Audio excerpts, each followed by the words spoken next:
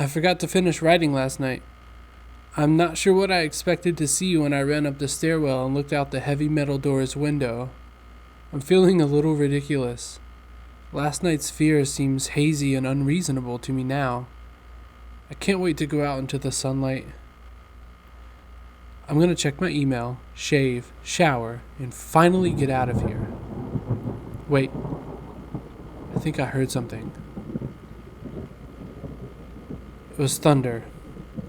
That whole sunlight and fresh air thing didn't happen. I went out into the stairwell and up the stairs only to find disappointment. The heavy metal door's little window only showed flowing water as torrential rain slammed against it.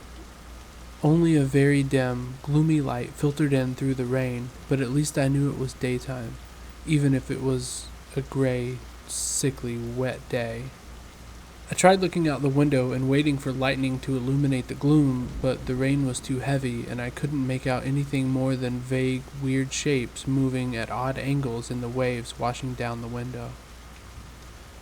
Disappointed, I turned around, but I didn't want to go back to my room. Instead, I wandered further up the stairs, past the first floor and the second. The stairs ended at the third floor, the highest floor in the building. I looked through the glass that ran up the outer wall of the stairwell, but it was that warped, thick kind that scatters the light. Not that there was too much to see through the rain to begin with. I opened the stairwell door and wandered down the hallway. The 10 or so thick wooden doors, painted with blue a long time ago, were all closed. I listened as I walked, but it was the middle of the day, so I wasn't surprised that I heard nothing but the rain outside.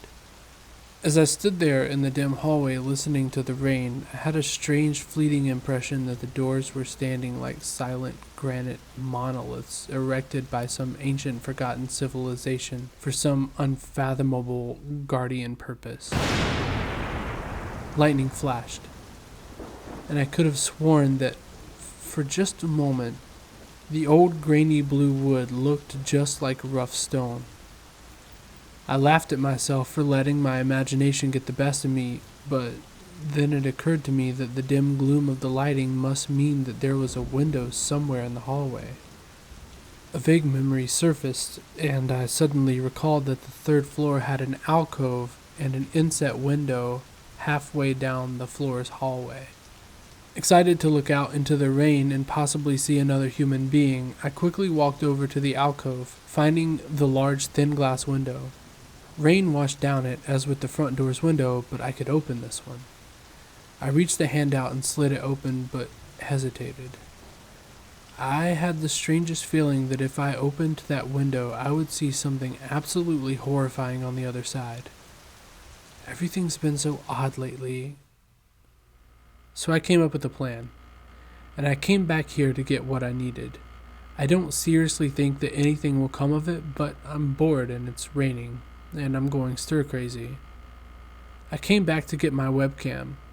The cord isn't long enough to reach the third floor by any means, so instead, I'm going to hide it between the two soda machines in the dark end of my basement hallway, run the wire along the wall to my door, and put black duct tape over the wire to blend it in with the black plastic strip that runs along the base of the hallway's walls.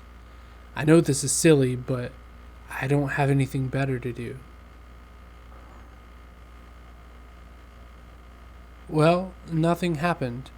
I propped open the hallway to stairwell door, steeled myself, then flung the heavy front door wide open and ran like hell down the stairs to my room and slammed the door.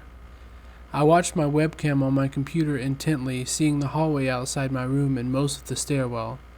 I'm watching it right now, and I don't see anything interesting. I just wish the camera's position was different so that I could see the front door. Oh hey, somebody's online! I got out an older, less functional webcam that I had in my closet to video chat with my friend online. I couldn't really explain to him why I wanted to video chat, but it felt so good to see another person's face. He couldn't talk for very long, and we didn't talk about anything meaningful, but I feel so much better. My strange fear has almost passed. I would feel completely better, but there was something odd about our conversation. I know that I've said everything has seemed a bit odd, but still, he was very vague in his responses. I can't recall one specific thing that he said. No particular name or place or event. But he did ask for my email address to keep in touch. Oh, I just got an email. I'm about to go out. I just got an email from Amy that asked me to meet her for dinner at the place where we usually go. I do love pizza, and I've just been eating random food from my poorly stocked fridge for days, so I can't wait. Again, I feel ridiculous about the odd couple of days I've been having. I should destroy the journal when I get back. Oh, another email. Oh my god. I almost left the email and opened the door. I almost opened the door, but I read the email first. It was from a friend I hadn't heard in a long time, and it was sent to a huge number of emails that must have been every single person that he saved in his address list. It had no subject, and it said simply, "Seen with your own eyes, don't trust them, they..." What the hell was that supposed to mean? The words shock me, and I keep going over and over them. Is it a desperate email sent just as something happened? The words are obviously cut off without finishing. On any other day, I would have just dismissed this email as spam from a computer virus or something, but the words. Seen with your own eyes. I can't help but read over this journal and think back on the last few days and realize that I have not seen another person with my own eyes or talked to another person face to face. The webcam conversation with my friend was so strange, so vague, so eerie. Now that I think about it, was it eerie? Or is my fear clouding my memory? My mind toys with the progression of events I've written here, pointing out that I have not been presented with one single fact that I did not specifically give out unsuspectingly. The random wrong number that got my name and the subsequent strange return call from Amy, the friend that asked for my email address. I messaged him first when I saw him online, and then I got my first email a few minutes after that conversation. Oh my god. The phone call with Amy. I said over the phone, I said that I was within a half hour's walk of 7th Street. They know I'm near there. What if they're trying to find me? Where is everyone else? Why haven't I seen or heard anyone else in days? No, this is crazy. This is absolutely crazy. I need to calm down. This madness needs to end. I don't know what to think. I ran about my apartment furiously, holding my cell phone up to every corner to see if it got a signal through the heavy walls.